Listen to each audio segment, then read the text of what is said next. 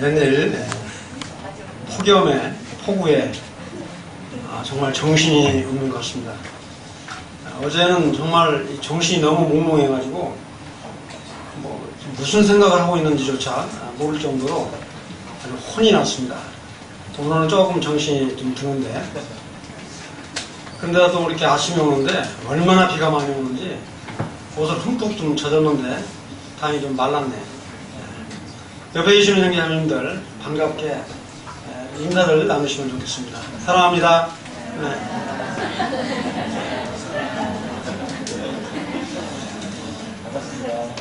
오늘은 참 지난 주일 오후에 두 자매님 침례식을 마치고 7년 동안 암 투병 생활을 했던 우리 교회에서 많이 기도했었죠.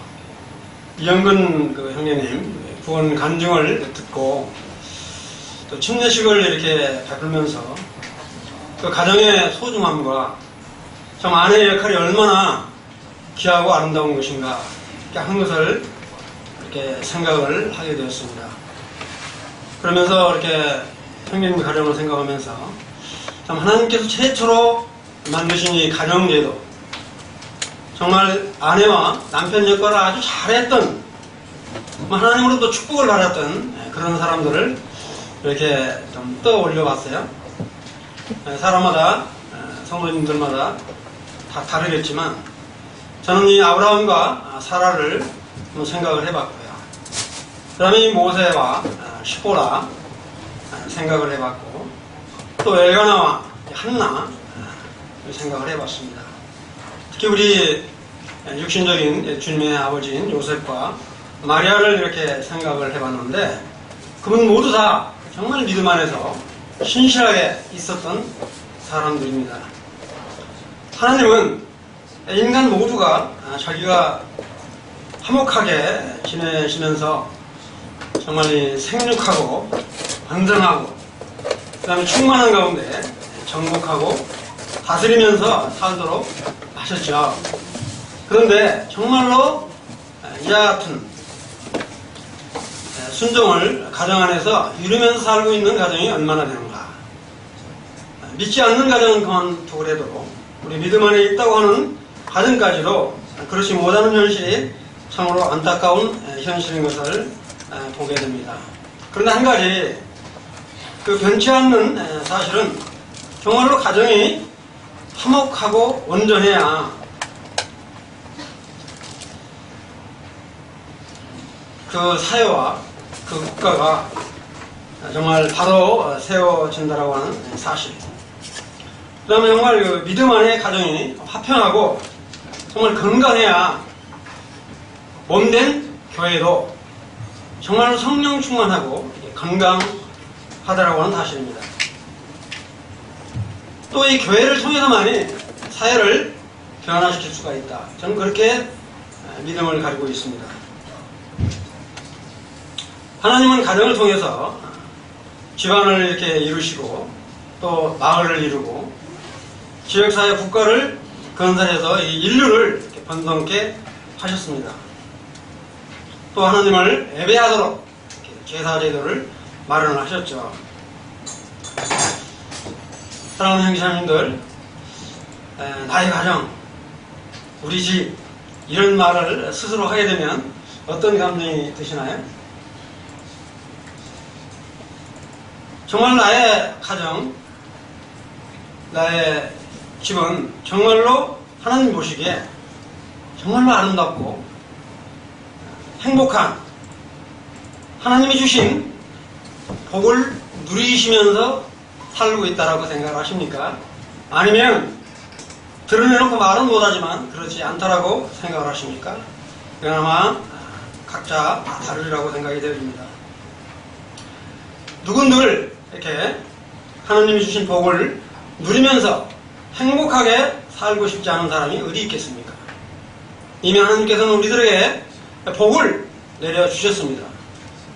우리가 복 달라고 해서 복 주는 게 아니라 하나님께서는 우리들에게 이미 복을 내려주셨지만 그 복을 누리면서 행복하게 사는 사람이 의외로 많지 않다라고 하는 사실입니다. 그걸 알면서도 실제로는 그거는 상반된 삶을 사는 사람을 주변에서 많이 볼 뿐만 아니라 더욱 마음을 아프게 하는 것은 주님을 믿고 의지한다라고 하는 성도들 가정 가운데서도 세상 사람과 다를 바 없는 그런 삶의 모습들을 볼 때 정말 너무도 마음이 아프고 안타까운 마음이 들 때가 참 많이 있습니다. 그럼 먼저 성경에서 말하는 이 가정은 참 어떠해야 하는가? 우선 시편 127편과 128편을 통해서 참 이처럼 아름답게 성경적인 가정, 정말 아내와 남편의 실상을 한번 살펴보도록 하겠습니다. 성경 898쪽을 한번 이렇게 펴보시면 127편 같이 한번 이렇게 읽어보시죠. 시작. 여호와께서 집을 세우지 아니하시면 세우는 자의 수고가 헛되며 여호와께서 성을 지키지 아니하시면 파수꾼의 깨어있음이 헛되도다. 너희가 일찍이 일어나고 늦게 누우며 수고의 떡을 먹음이 헛되도다. 그러므로 여호와께서 그의 사랑하시는 자에게는 잠을 주시는도다. 보라, 자식들은 여호와의 기업이요 태 열매는 그의 상급이로다. 자식은 장사의 수중 화살 같으니 이것이 그의 화살통에 가득한 자는 복되도다. 그들이 성문에서 그들의 원수와 담판할 때 수치를 당하지 아니하리로다. 128편은 제가 크게 읽겠습니다. 여호와를 경외하며 그의 길을 걷는 자마다 복이 있도다. 내가 내 손이 수고한 대로 먹을 것이라. 내가 복되고 형통하리로다. 내 집 안방에 있는 내 실에 있는 내 아내는 결실한 포도나무 같으며 내 식탁에 둘러앉은 자식은 어린 감람나무 같으리로다. 여호와를 경외하는 자는 이같이 복을 얻으리로다. 여호와께서 시온에서 내게 복을 주실지어다. 너는 평생에 예루살렘의 번영을 보며 내 자식을 볼지어다. 이스라엘에게 평강이 있을지로다. 이 성경은 많이 읽히는 기도인데 이 127편은 우리 솔로몬이 정말로 하나님과 함께하지 않으시면 모든 수고가 헛되다. 이런 결론입니다. 하나님과 함께하지 않는 수고는 다 헛되다. 그런데 이 128편은 정말로 하나님과 함께하는 자는 이와 같이 복을 누린다. 그렇게 말씀을 하고 있습니다. 이 128편은 연대미상이죠. 어느 때 누가 지은지는 모르지만 이 127편과 128편을 통해서 정말로 이 가정이라고 하는 것이 얼마나 아름다운 것인지를 한번 이렇게 살펴보기를 원합니다. 우선 먼저 여호와께서 집을 세우시지 아니하시면 그랬습니다. 정말 우리는 열심히들 일을 하고 계십니다. 그런데 뭐라고 말씀을 하시냐면 여호와 하나님께서 집을 지켜주지 아니하시면 나의 모든 수고가 헛되다. 이렇게 시편 기자는 말하고 있을 뿐만 아니라 또 이 성을 지킨다고 하는 것은 파수꾼이 성을 지킨다고 하는 것은 하나의 의무잖아요. 파수꾼이 잠을 자지 않고 이렇게 지키지만 하나님께서 함께 하지 아니하면 파수꾼이 아무리 깨어서 그 성을 지킨다 한다 할지라도 허사다. 다시 말씀드리면 하나님이 함께 하지 않는 그런 일들은 모두 헛수고다. 이렇게 결론을 딱 내리면서 뭐라고 나오냐면 너희가 일찍 일어나고 늦게 누우며 수고의 떡을 먹음이 헛되도다. 우리가 열심히 일들 하시죠. 하나님께서 땀 흘려 소산을 먹으라고 말씀을 하셨기 때문에 다 열심히들 일을 하시지만 뭐라고 말씀하시냐면 이렇게 수고하고 늦게 눕고 하는 그런 모든 일들이 하나님이 함께 하지 않으면 헛되다. 이렇게 말씀을 하고 있습니다. 사랑하는 기사님들 정말 그렇게 믿으시나요? 내가 열심히 일하면 잘 살지? 무슨 그런 말을 하냐? 저는 지금도 언젠가 한번 제가 말씀을 드렸는데 이 말을 생각할 때마다 아버님의 이렇게 유언이 생각이 나요. 정말 저도 열심히 살아보려고 밟아 놓으셨거든요. 그러더니 아버님이 돌아가시기 한 보름 전에 저희 오셔서 한 말씀이 있어요. 호준아, 돈이 너를 따라야지 네가 돈 따라가려면 안 된다. 딱 그 말씀하시고 보름 만에 돌아가셨는데, 정말 하나님이 함께하지 아니하면 그들의 수고가 헛되다라고 하는 것이 이런 말씀 가운데 있는 것을 살펴보고 있을 때 참 다시 한번 그러면서 뭐라고 말하냐면, 여기 보면 여호와께서 그의 사랑하시는 자에게는 잠을 주시는 거다. 이 말을, 이런 말을 해요. 하나님을 사랑하면 나 잠 많이 자게 하겠지, 이런 말을 해요. 잠 잘 못 주무시는 분들.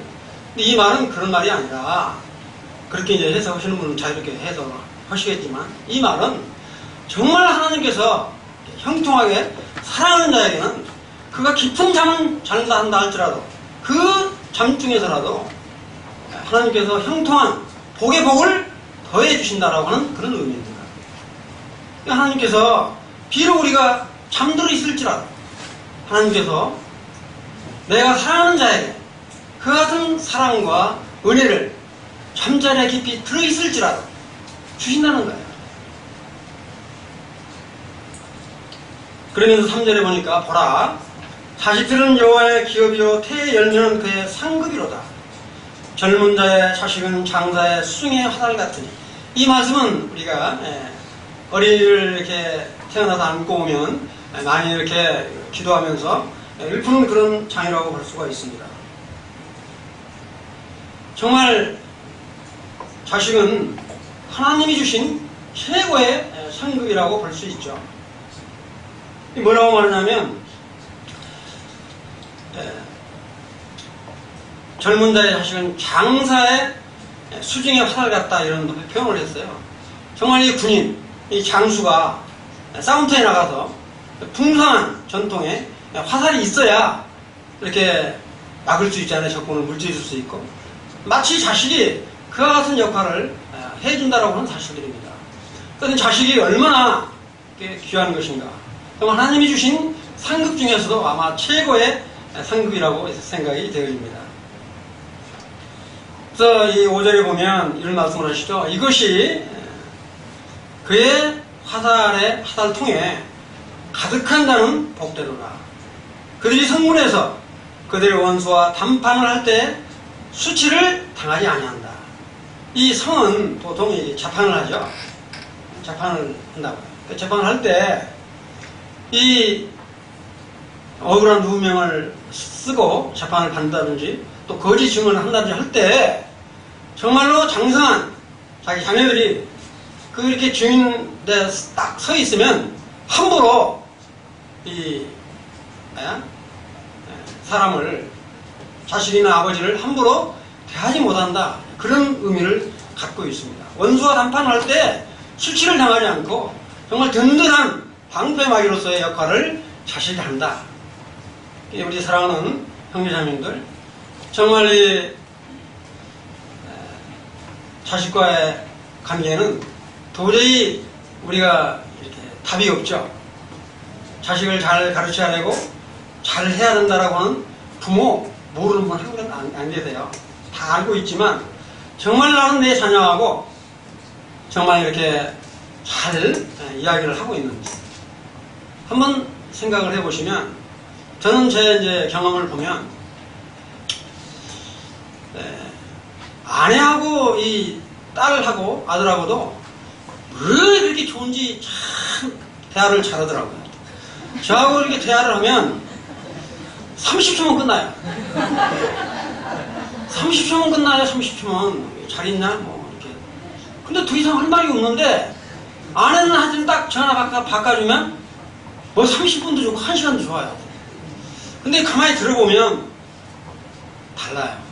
똑같은 아는 말인데 그 말 속에 이렇게 정감이 있고 도저히 남자로서는 표현하기 어려운 그런 찬찬함이 숨어 있더라고요.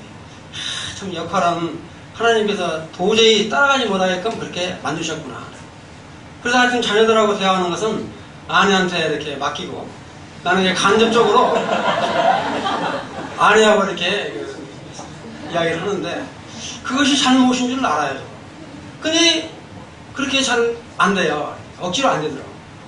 그래서 이 참 가정 안에서 이 자녀와 막힌다음이 없이 화통하게 지낸다고 하는 것이 얼마나 말은 쉬운데 그게 참 어렵더라고요. 사랑하는 형제자매님들은 그렇지 않으리라고 믿습니다.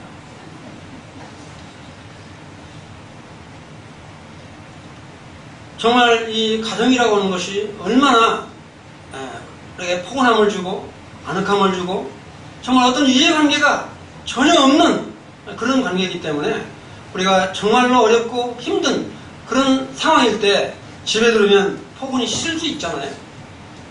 우리가 가정에 어떤 이해관계가 있다고 한다면 그렇게 쉼을 누릴 수가 없을 것입니다.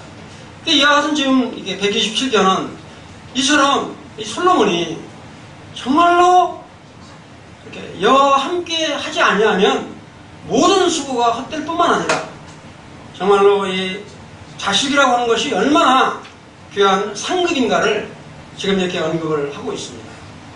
정말 사랑하는 형제자매님들, 정말 전통에 가득한 화살이 정말 여기 뭐라고 하냐면 성운에 있을 때 원수의 수치를 당치 않게 해준다고 그랬으니까 사랑하는 형제자매님들, 나올 수만 있으면 많이 나오세요.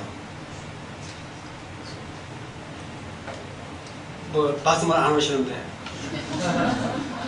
근데 이제 128편에 딱 넘어가면 어떤 말이 나오냐면 이런 말이 나와요.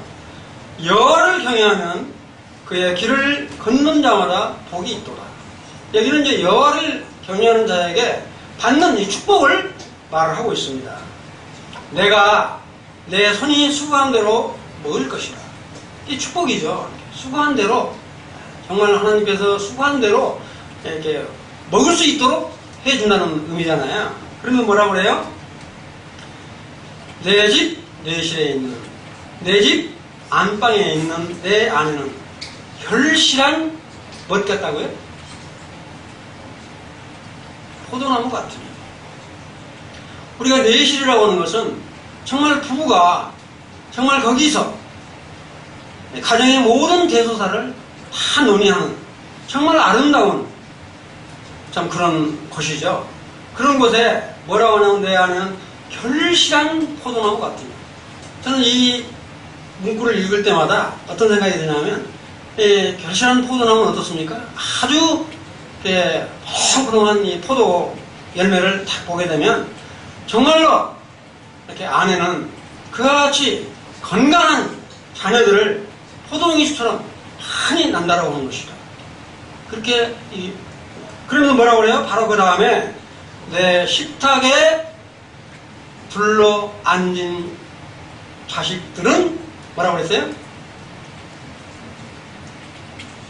감람나무 같으리라.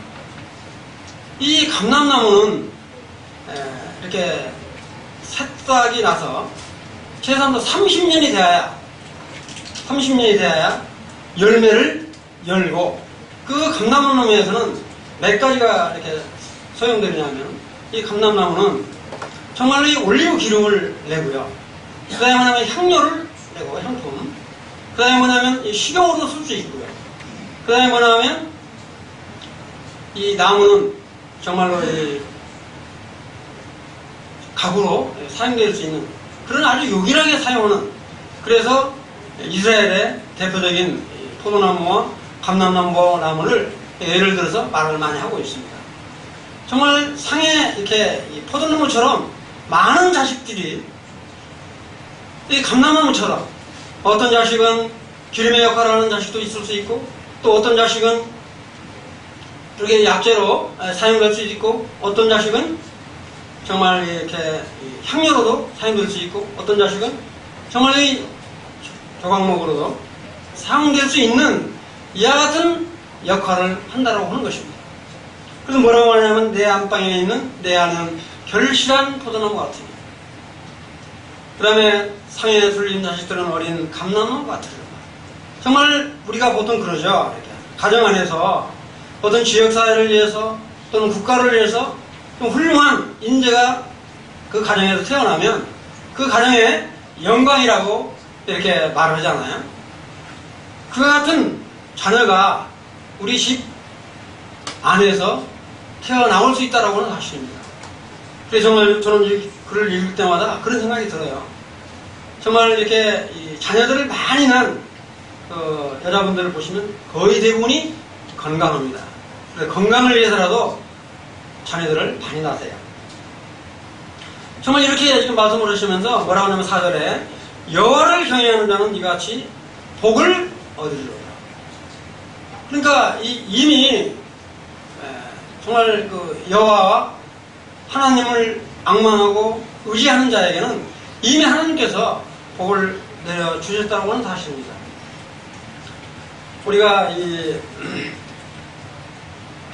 신명기 28장 1절 같이 한번 읽어봅시다.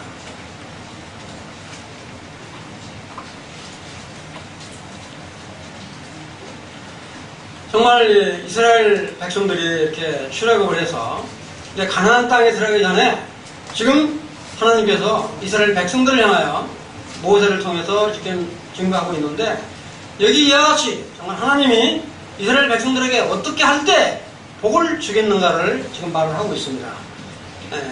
28장 1절부터 6절까지 크게 같이 한번 읽어보려고 합니다. 시작. 내가 내 하나님 여호와의 말씀을 삼가 듣고 내가 오늘 내게 명령하는 그의 모든 명령을 지켜 행하면 내 하나님 여호와께서 너를 세계 모든 민족 위에 뛰어나게 하실 것이다. 내가 내 하나님 여호와의 말씀을 청종하면 이 모든 복이 내게 임하며 내게 이르리니 성읍에서도 복을 받고 들에서도 복을 받을 것이며 내 몸의 자녀와 내 토지의 소산과 내 짐승의 새끼와 소와 양의 새끼가 복을 받을 것이며 내 강주리와 떡 반죽 그릇이 복을 받을 것이며 내가 들어와도 복을 받고 나가도 복을 받을 것이니라. 어떻습니까? 어떤 때에 그런다고 그랬어요? 하나님의 말씀에 명령에 순종하면 그렇습니다. 하나님 말씀을 거절한다든지 거역한다든지 하나님을 불신하면 그런 복이 내리지 않지만 정말 너희들이 내 말을 듣고 내 명령에 따르면 이와 같은 복을 주시겠다. 이미 주었다라고 이와 같은 말씀을 하고 계시는 것을 보게 될 때 정말 우리들에게 큰 힘이 되고 위로가 됩니다. 사랑하는 형제자매들, 지금도 나에게 이와 같은 것을 해달라고 하나님께 기도를 하십니까? 정말 이와 같은 주님이 주신 복을 누릴 수 있도록 해달라고 기도를 하십니까?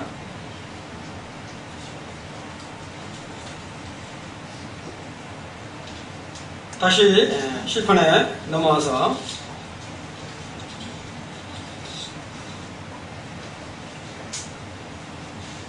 5절에 보면 여호와께서 시온에서 내게 복을 주실지어다.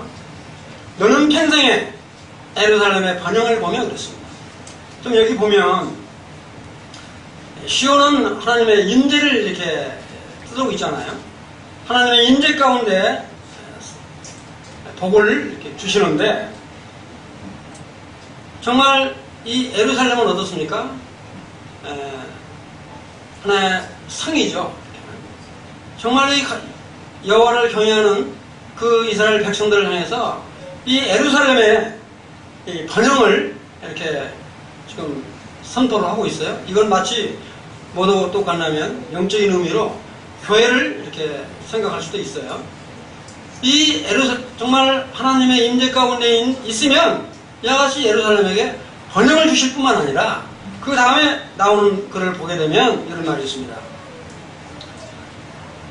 내 자식의 자식을 볼지어다.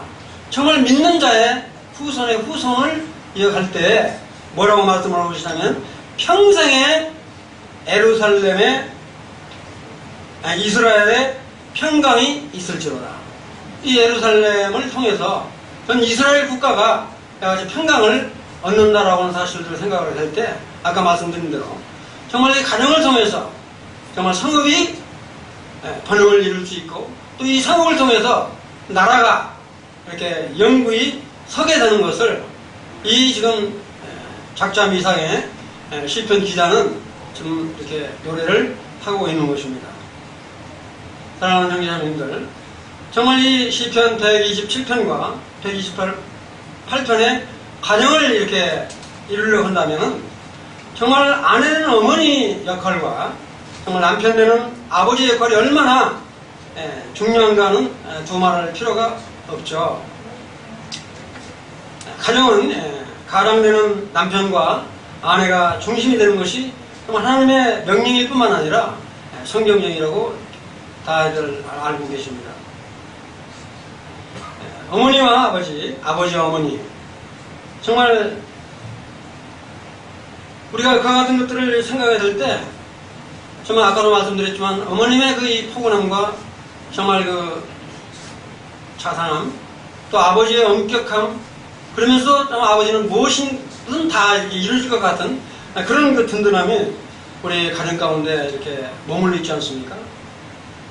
그런데 문제는 이런 부부 생활을 모르는 사람이 없어요. 근데 중요한 건 뭐냐면 이 부부 관계는 정말 자라온 환경이 다 다르고 성격도 다르고 인격이 다 다르기 때문에 매사 어떤 사물에 관한 관점이 다 다르기 때문에 정말 한 몸을 이룬다라고 하는 것은 정말 그렇게 쉽지만은 않는다고 생각이 되어집니다. 정말 우리가 상대를 위해서 뭔가를 도와줘야 할 일이 무엇인가를 생각하면 정말 나에게 이렇게 기쁨이 있지만 내가 도움을 받지 못하고 있다고 생각한다면 정말 이렇게 서운하게 되고 미운 생각이 들고 갈등이 되고 심지어는 그것이 이렇게 불화가 넘쳐서 이혼까지 가게 되는 이런 일들을 우리 주변에서 많이 볼 수가 있습니다. 정말 이런 일은 남의 일이 아니라 정말 우리 친족 또는 우리 참 이웃이 그렇다라고는 사실입니다. 우리가 이제 흔히 결혼식 때 그런 말을 많이 하죠. 창세기 2장 24절 25절에 이렇게 보면 어떤 말씀이냐면 남자가 부모를 떠나서 그 아내와 연합하여 둘이 한 몸을 이룰지로다. 그러면서 뭐라고 그래요? 아람과 그 아내 두 사람이 벌거벗었으나 부끄러워 아니하리라. 이거는 우리가 너무도 많이 들은 말입니다. 이거는 정말 부부는 완전한 연합을 이루고 있기 때문에 정말 스스로의 허물을 용납할 뿐만 아니라 부끄러워하지 않는, 정말 이렇게 막힌담이 없는, 서로 부부간의 허물을 드러내지 않는 그런 것을 지금 이렇게 의미를 하고 있습니다. 또 마태복음 19장 5절 6절에 보면 이런 말을 하죠. 사람이 부모를 떠나서 아내에게 합하여 그 둘이 한 몸을 이룰지라. 그렇게 말을 하면서 이러한즉 이제 둘이 아니여 한 몸이니, 이것도 안전한 연합을 의미하고 있잖아요. 그러면서 하나님이 쫙 지어주신 것을 사람이 나누지 못할지니라. 이거는 그런데 참 요새 뭐 가정 파괴, 뭐 이렇게 아동 학대, 노인 학대, 참 이런 말들이 너무 안타까운 말들이잖아요. 근데 이와 같이 참 가정 안에서 혹시 부모가 헤어지게 된다면 채워진 갈빗대 하나를 잃어버렸을 때 그 아픔과 고통이 얼마나 크겠는가, 이런 것을 한번 이렇게 생각을 해보게 됩니다. 그러면 하나님께서는 남자들에게 뭐라고 말하냐면, 남자는 너는 평생에 수고하여야 그 소산을 거두리라. 우리 남자는 정말 평생에 땀을 흘리도록 하나님께서 그렇게 하셨어요. 그러면 뭐라고 하냐면 내가 그것에 취함을 입었음이라 했고, 또 우리 베드로 사도는 남편들을 향해서 뭐라고 말하냐면 이렇게 말을 했어요. 아내에게 지식을 따라서 너희 아내와 동거하고 그를 더 연약한 그릇이요 뭐라고요? 생명의 은혜를 함께 이어받을 자로 여기라, 이런 말을 하고 있습니다. 정말로 생명의 은혜를 함께 이어받는다. 이건 아주 정말 놀라운 그런 말씀이잖아요. 정말 아내라고 하는 것은 이렇게 생명의 유업을 함께 받을 자로 알아서 정말 귀하게 여기라고 이렇게 말씀을 하고 있습니다. 또 우리 이제 고린도전서 7장 3절 5절에 보면 어떤 말씀이 있냐면 이건 신약성경 270쪽이니까 한번 읽어보기 바랍니다. 신약성경 270쪽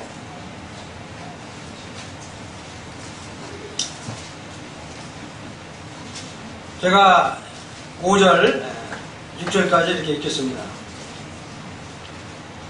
지금 그 아내와 남편에게 어떤 말을 하고 있냐면 5절 서로 분방하지 말라. 다만 기도할 틈을 얻기 위하여 합의상 얼마 동안은 하되 다시 하봐라. 이는 너희가 절제 못함으로 말미암아 사탄이 너희를 시험하지 못하게 하려 함이라. 그러나 내가 이 말을 하면 허락이요 명령은 아니니라. 지금 우리 사도 바울님이 뭐라고 말씀하시냐면 이 부부간에 절대 딴방 쓰지 말라는 거야. 왜 분방하지 말라는 게 딴방 쓰지 말라는 말이잖아요. 딴방 쓰지 마라. 우리 사랑하는 형제자매님들 중에서는 그런 분이 안 계시라고 생각이 되시는데 요새는 의외로 이렇게 각자 분방을 하시는 분들이 많다고 그러더라고요. 뭐라고 말하냐면 이 부부간에는 서로 분방하지 마라. 단 기도하기 위해서 잠시 동안 떨어져 있는 것은 괜찮다. 그러나 다시 하봐라. 만약 그렇지 않으면 사탄이 틈탄다는 거죠. 좀 이와 같은 말씀을 보게 됩니다.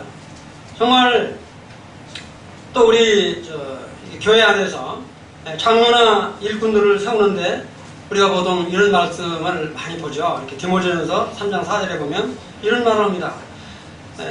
자기 집을 잘 다스려 자녀들로 모든 단정함으로 복종케 하는다라. 이런 사람을 장로나 집사로 세우라 이렇게 말을 하게 되는데 정말 이 자녀를 가정 안에서 잘 키운다라고 하는 것은 그렇게 말처럼 쉬운 게 아니에요. 다시 말씀드리면 여러분들 자녀들에게 명령하면 명령한 대로 잘 따르지는 않아요. 그런데 아버지 어머니가 한 대로 따라서는 잘 하게 되기 때문에 정말로 자녀들 가운데서 가정 안에서 어떻게 말하고 처신하는가 하는 것은 정말 너무너무 중요하다고 생각이 되어집니다. 저는 이제 좀 이렇게 결혼생활 45년을 했더라고요. 그러면서 제가 얻어진 제 나름대로 결론은 남편과 아내는 서로를 위해서 죽어주는 연습이 참 필요하다. 서로 상대를 위해서 보통 기머리 3년, 덩어리 3년, 눈뜬 장님으로 3년, 9년 동안 살아와라. 이런 말을 하는데 제 경험으로는 제 살아본 경험으로는 평생 그렇게 사는 것이 편하다. 화목을 도모한다. 9년 살아가지고는 탁도 없는 소리고요. 평생 그와 같이 죽는 연습을 하시면서 사시기를 제 경험을 통해서 말씀을 드리는 겁니다. 사랑하는 아내에게 잘못을 지적을 하고 또 우리 아내들 보면 그러잖아요. 당신 뭐 또 그렇게 막 가르치려고 그러잖아요. 이렇게. 저는 그걸 깨달았어요. 지적하고 가르치려고 들면 그건 절대 안 된다. 그렇게 하면 할수록 마치 하루풀에 석유를 붓는 것과 똑같다. 제가 이 말을 하면 또 웃을 것 같은데 제가 설거지를 하면요 저는 반드시 숟가락은 숟가락대로 젓가락은 젓가락대로 접시는 접시대로 이렇게 따로따로 다 놔요. 제 성격이. 근데 아내는 저거 정반대예요. 이 설거지하면 숟가락하고 젓가락하고 다 한 번에 문득문득 이런다고요. 그래서 내가 한 번은 그런 말을 했어요. 아니 여기 좀 따로따로 놓으면 얼마나 좋아 그랬더니 아내가 한다는 이야기가 아니 당신하고 둘이 있는데 이거 따로따로 이렇게 놓는 것보다 같이 놓으면 어떠냐고 그러더라고요. 그 말을 듣고 보니까 맞아요. 그래서 그러니 여기고 지내니까 참 편해요. 다시 말씀드리면 이 부부간에 또 실제 있었던 실화예요. 여러분들 이렇게 우리 신혼들 특히 조심해야 할 게 있는데 치약 있죠, 치약. 치약을 목에서 빵 눌러 짜는 사람이 있어요. 근데 어떤 사람은 밑에서 짜요. 그것 가지고 부부간에 싸움을 해서 아주 우스운 꼴을 당한 그런 사례를 들은 적이 있는데, 사랑하는 형제자매님들은 어떻게 하시나요? 치약을 짤 때 위에서 꽝 눌러 짜나요? 아니면 밑에서부터 짜 올라가나요? 이런 사소한 것들, 이런 거 가지고 왜 당신은 밑에서부터 안 짜나고 위에서부터 짜나, 그런 것까지 다툴 일이 없잖아요. 다시 말씀드리면 정말로 아내는 아내대로, 남편은 남편대로 정말로 이렇게 가르치려고 한다든지 자기 뜻대로 이렇게 하게 한다든지 이런 거는 정말로 어리석은 짓이다. 에베소 5장 22절 24절에 보면 이런 말씀이 있어요. 아내들이여 자기 남편에게 복종하기를 죽게 하려라. 남편들이 이 말을 무지하게 좋아해요. 그냥 순종하라고 그러니까. 그런데 바로 그 다음에 말씀이 어떤 말씀이냐면 25절은 남편들아 아내 사랑하기를 그리스도께서 교회를 사랑하시고 여호와의 자신을 주신같이 하라, 이런 말씀이 있거든요. 다시 말씀드리면 남편은 하여튼 아내를 사랑해야 돼. 의무적으로 사랑해야 돼. 그럴 때 아내는 순종이 따라올 수밖에 없고요. 또 순종하게 되면 남편은 사랑할 수밖에 없어요. 그러면 먼저 순종해야 됩니까? 먼저 사랑해야 됩니까?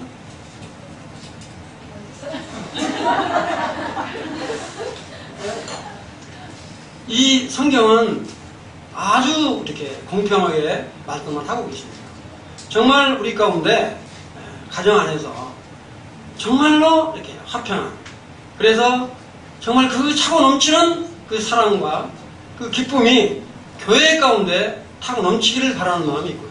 그래야 교회도 행복하잖아요. 가정의 부부간에 싸우고 왔는데 교회 와서 그냥 뭐 이렇게 할 것 같아요. 근데 그런 사람이 의외로 많다고 그러더라고요. 그런 사람이 교회 가면 그렇게 친절하고 남한테는 그렇게 잘하는데 집에만 오면 아내를 그렇게 들먹는 장로들이 그렇게 많대요. 우리 교회 한다는 이야기가 아니라요. 그 일반 교회도 그런 경우가 너무 많다는 거야.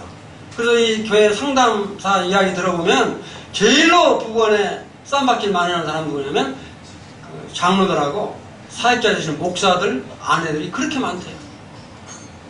얼마나 이렇게 안타까워요. 정말 하나님의 말씀을 가르치면서 그러면 안 되잖아요. 정말 저는 그래서 그런 말씀을 드리고 싶어요. 정말로 이 가정 안에서, 정말 믿음 안에서 주님 안에 사랑을 느끼면서 정말로 이렇게 그 행복을 느낄 때 정말 교회에 와서도 그 같은 사랑이 차고 넘칠 거 아니에요. 그 같은 교회 안에서 차고 넘침이 사회를 변화시킬 수 있고 국가와 민족을 변화시킬 수 있다. 저는 그렇게 확신합니다. 우리 교회가 변하지 않으면 아까도 말씀드렸지만 사회가 우리 교회를 인본주의적으로 바꿔놓는다 이거죠. 그러면 안 되잖아요. 정말 이제 이 아내의 역할 중에서 정말 잠언 31장 1절부터 31절까지 다 이렇게 보게 되면 정말 이 느무엘 왕이, 느무엘 어머니가 느무엘 왕에게 이 현숙한 여인이 어떠한 여인인가를 이렇게 말을 하고 있습니다. 시간이 이제 다 됐기 때문에 말씀을 안 드리겠는데 1절에서부터 31절까지 쭉 읽어보면 정말 이 현숙한, 아마 그 느무엘 왕의 어머니가 이와 같이 현숙한 아내였기를 아주 이렇게 고대했던 것 같아요. 잠언 31장 10절 한두 군데만 이렇게 본다면 누가 현숙한 여인을 찾아왔겠느냐? 그에 같은 진주보다 더하니라. 그런 자의 남편의 마음은 그를 믿나니 사람이 핍절하지 아니하겠으며 그런 자는 살아있는 동안에 그의 남편에게 선을 행하고 악을 행하지 아니하리라. 그러면 쭉 이렇게 나오는데 정말로 그와 같은 삶의 실상을 우리 자매님들이 한번 볼 뿐만 아니라 이건 자매님들한테만 해당되는 말씀이 아니라 우리 남편 되시는 형제님들 정말 잠언 31장 읽어보시고 정말 그와 같은 현숙한 아내가 되기를 원한다면 나도 현명한 남편 되기를 바라는 그런 마음을 가졌으면 좋겠다. 이런 말씀을 드리고 싶어요. 정말 우리 디모데전서에도 이런 말씀이 있잖아요. 젊은 여자는 시집가서 아이를 낳고 집을 다스리고 대적에게 해방할 기회를 조금도 주지 말기를 원하노라. 이건 누구의 역할입니까? 아내의 역할이에요. 다시 말씀드리면 남편은 밖에서 많이 이렇게 버려다 주지만 정말 가정 안에서 자녀를 양육하고 정말 살림을 잘 꾸리고 하는 것은 아내의 역할입니다. 그렇게 말하고 있잖아요. 디모데전서에게도 젊은 여자는 시집가서 아이를 낳고 집을 다스리고 이게 해방꾼들에게 해방할 기회를 조금도 주지 말기를 바란다라고 지금 이렇게 말을 하고 있는 것을 보게 될 때 아내의 역할이 얼마나 중요한가를 이렇게 말을 하고 있습니다. 아까도 말씀드렸지만 남편은 아내를 위해서 기도해야 되고 정말로 죽는 연습을 해야 합니다.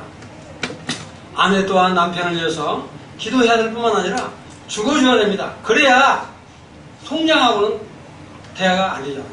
죽어주면. 그런데 살아서 펄떡펄떡 뛰니까 계속 싸움하게 되고 그 알량한 자존심 그거 지키다가 폐가 망신하는 가정이 우리 주변에 얼마나 많이 있습니까? 정말 부부간에 서로 이렇게 그 자존심 지킨다는 것이 얼마나 어리석은 일이에요. 정말 우리가 다시 한번 부탁드린다면 저부터 그러는데 정말 상대방을 이렇게 변화시키려고 하지 마시고 내 자신부터 변화하는 삶을 먼저 하면 좋겠다. 이제 결론을 내리려고 합니다. 정말 화목한 가정 안에서 포도송이처럼 많은 자녀들이 건강하게 자라며 참 어린 감람나무가 자라서 기름 역할을 하는 자녀, 정말 약재로 쓰는 자녀, 정말 향료로 사용되는 자녀, 정말 목재로 사용되는 이와 같은 자녀, 정말 이 자녀들이 그 사회와 그 국가 인재로 등에 사용되는 그와 같은 가정이 우리 교회 안에서 차고 넘쳐났으면 참 좋겠다. 정말 간절히 기도가 됩니다. 그래서 가정은 하나님 말씀으로 이렇게 다스림을 받아 하나님을 경외함으로 약속하신 우리 하나님이 뭐라고 했어요? 약속을 하나님 말씀을 따르면 천대까지 은혜를 입게 한다고 그랬잖아요. 정말 우리가 하나님 말씀을 순종함으로 말미암아 천대까지 복을 누리면서 사는 가정 되기를 간절히 바라면서 말씀을 마치겠습니다. 감사합니다. 기도하겠습니다. 사랑과 은혜가 풍성하신 하나님 아버지, 하나님께서 시편 127편과 128편을 통해서 참 어떠한 가정을 누리며 살아야 될 것인가 하는 것들을 말씀을 통해서 나누었습니다.